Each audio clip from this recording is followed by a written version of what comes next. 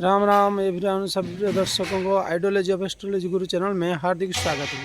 प्रिय दर्शकों, आज पुनः मैं उपस्थित हुआ हूँ एक नई विचारों के साथ, एक नई राशि के ऊपर चर्चा करने के लिए। तो आइए चलते हैं, आगे बढ़ते हैं। आगे बढ़ने से पहले छोटी सी निवेदन है प्रिय दर्शकों, शीघ्र लाइक और सब्सक्राइब शेयर अवश्य करें और आगे बढ़ाइए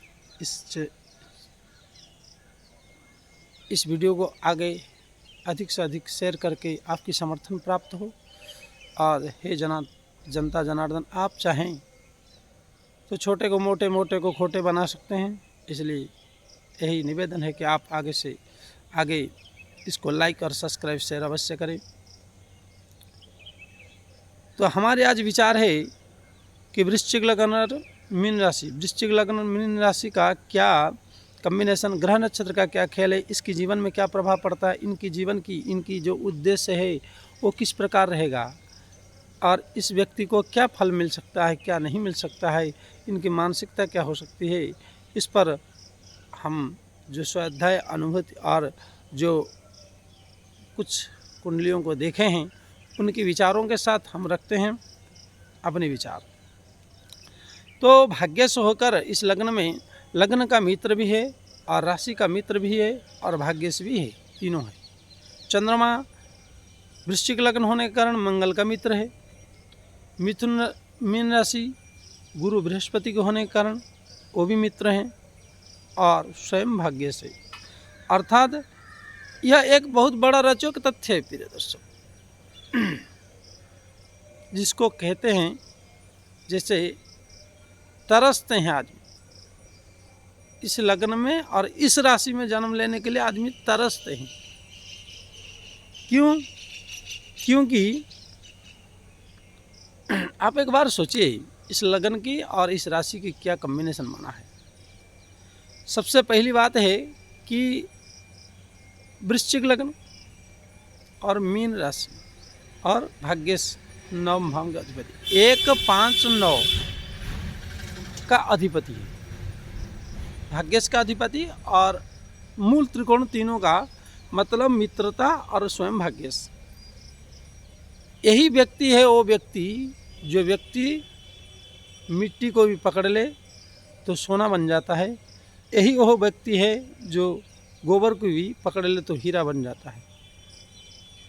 जैसे लोग तरसते हैं ना, कि एक कहावत है कि वो व्यक्ति तो इतना पाप कर रहा है, इतना धन बढ़ रहा है, इतनी उन्नति कर रहा है, इतनी अच्छा इनकम कर रहा है, इतनी डेवलपमेंट कर रहा है, उसको कुछ दंड नहीं मिल रहा है और हमें तो इतना दंड दे रहे हैं, इतना परेशान कर रहे हैं, हमें इतने परेशानियां आ रही है, हमें इतनी समस्याएं आ रही हैं, हम धर्म कर रहे हैं, हम कर्म कर रहे हैं, फिर भी हमें इस प्रकार स्थितियाँ बनी हुई हैं। तो प्रिय दर्शकों, मैं ये कहूँगा कि इस लग्न में और इस राशि में जन्म लेना भी पूर्व जन्म की तपस्या है। जैसे एक है दर्जी, रात को सिलते सिलते हाथ छूट गया और सुबह जाएगा तो पूरा कपड़ा काट के नहीं सिलेगा, वो पुनः हाथ से ही सिलेगा, पुनः हाथ से ही शुरू करेगा और उसको पूरा कर देगा। तो इस व्यक्ति का भी जन्म जो हुआ है यह इसी प्रकार हुआ है कि उसको पूर्व जन्म में किया हुआ है, पूर्व जन्म में तरस तरस के मरा है। जैसे एक ज्वलंत उदाहरण है, एक छोटी सी 5 साल की 7-6 साल के बच्चे भागवत करके हैं, जो एक तो माता पिता स्कंद मंदिर से जुड़े हुए हैं और वह बच्चा मतलब छोटा है लेकिन उसको वैष्णव धर्म में रुचि है। आजकल के बच्चे कहाँ मार पीट कूट, खाना पीना, लूटना पाटना इसमें विलिप्त है, और वो बच्चा इस प्रकार क्यों है? तो उसने जो पिछले जन्म में अनन्य भक्ति से किए, तो इसलिए ऐसा माता और पिता के गर्भ मिला। इसी प्रकार यह तीनों गुण, जैसे लग्न, पंचम और भाग्य, तीनों का जो कॉम्बिनेशन है चंद्रमा के लिए, वो इसी कारण से मिला क्योंकि महाधनाढ़ ऐसे व्यक्ति जुआ, सट्टा आदि, मतलब कोई भी चीज़ में हाथ मार ले वो चुकेगा नहीं। और इस लग्न में अगर कहीं एकादश भाव में सूर्य विराजमान हो जाए तो ये मरने तक आर्थिक स्थिति में किंग रहा और रहेगा। आर्थिक स्थिति इतनी मजबूत, मानसिक स्थिति इतनी मजबूत, यह व्यक्ति का एक विशेषता यही है। और इसी को कहते हैं महापुरुष। यही एक कीर्तिमान, ये एक विलक्षण स्थिति बनता है। परंतु इसका स्टार्टिंग कब होता है, इसका प्रतिरोध कब रहता है, कब होता है? इस व्यक्ति को 32 साल के बाद इसकी स्टार्टिंग विशेष तौर पर होता है। क्यों? कि उसका भी कारण है। 32 तक ब्लॉकेज थोड़ा थोड़ा रहेगा, 32 के बाद ये व्यक्ति और प्रोग्रेस करता है, और 36 के बाद विशेष प्रोग्रेस। इसको 42 के बाद इस व्यक्ति को संपूर्ण कीर्ति और वैभव ऐश्वर्य का संपूर्ण प्राप्त हो जाता है। परंतु इसकी 24 के बाद, 24 एज के बाद इस व्यक्ति को ऐसे भी एक अच्छी खासी ऊंचाई या अच्छा खासा धनाढ्य परिवार या अच्छा खासा एक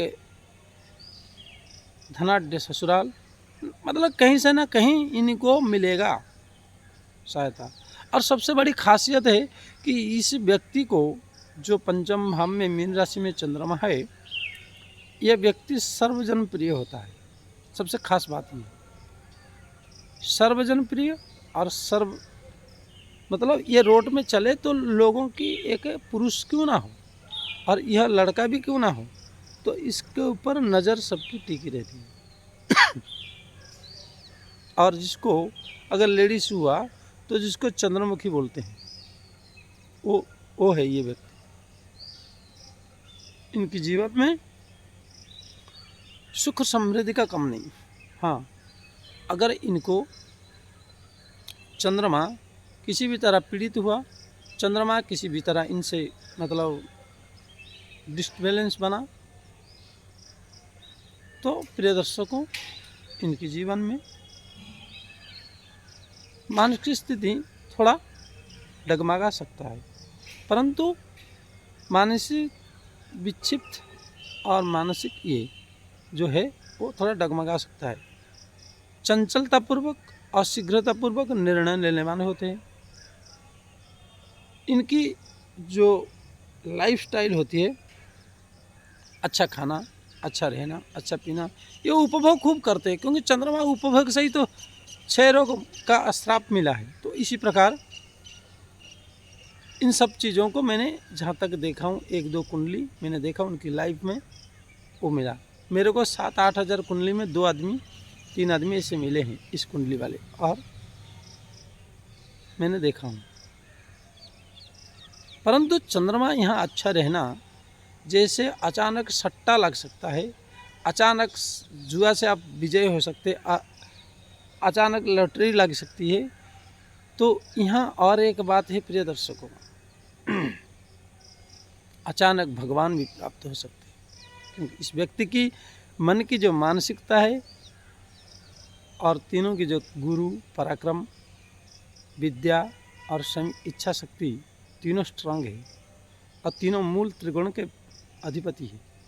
इनकी स्थिति अगर गुरु, मंगल और चंद्रमा की स्थिति अगर बढ़िया रहा, पूर्णिमा के आसपास है, कहीं अगर भक्ति में कन्वर्ट हो गए और परमात्मा को इच्छा प्राप्त करने की अगर जाहिर हो गई, तो इसी जन्म में ही इनको कहीं ना कहीं किसी न किसी रूप में मेरे ईश्वर, मेरे परमात्मा, मेरे राम या वह आराधना करने वाले जिसकी यह राशि है वृश्चिक लग्न और मीन राशि, उसको अवश्य परमात्मा भगवत शक्ति प्राप्त हो सकती है। अगर इनकी कुंडली में कहीं शनि की बैलेंस बिगड़ा, तो इनको अंतिम समय में घर छुड़ा देता है।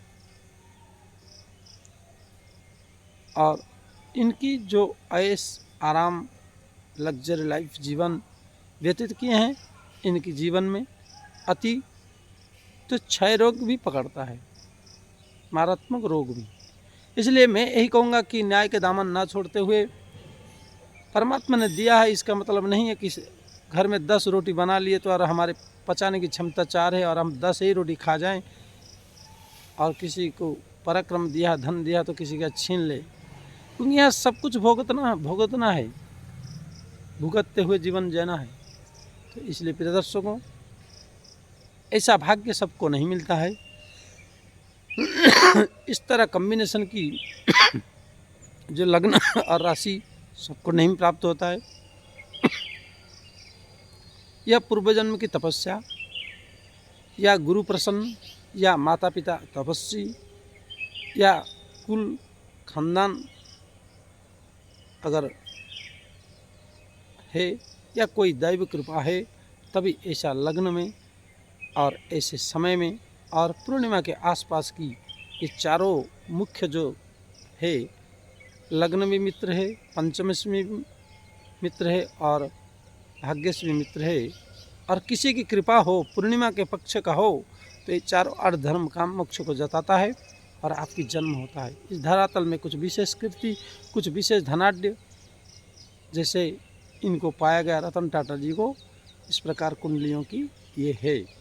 तो इसलिए प्रिय दर्शकों, अगर आपको प्राप्त हुआ है तो आप भी परमार्थ और परमात्मा के जीवन को जीकर, आदर्श को जीकर आप व्यतीत करें तो बहुत बढ़िया रहेगा। मेरा विचार यही था और आपकी इच्छा आगे, आप स्वयं मालिक हैं। इसलिए प्रिय दर्शकों, अगर मेरी बात घटित होती है आपके जीवन में और अच्छा लगता है तो आप हमारे से संपर्क करके आपकी कुंडली को प्रदर्शित कराने के लिए आप टाइटल के नीचे दिए हुए नंबर पर संपर्क करके, व्हाट्सएप में संपर्क करके आप उचित शुल्क देके मुझे संपर्क कर सकते हैं और जानकारी ले सकते हैं। क्योंकि एक ही ग्रह पर सारे कॉम्बिनेशन बनाया नहीं जा सकता, ना बताया जा सकता है, और सभी ग्रहों को देखकर भी अनन्य योग कब क्या घटित हो सकता है, ग्रह नक्षत्र की खेल में आप आगे क्या हो सकते हैं, वर्तमान क्या है और पीछे क्या थे, इसके ऊपर यथाशक्ति आपको बताया जा सकता है। इसलिए प्रिय दर्शकों, आइए आज के लिए इतना ही। जय श्री राम। लाइक और सब्सक्राइब शेयर अवश्य करें। जय जय राम।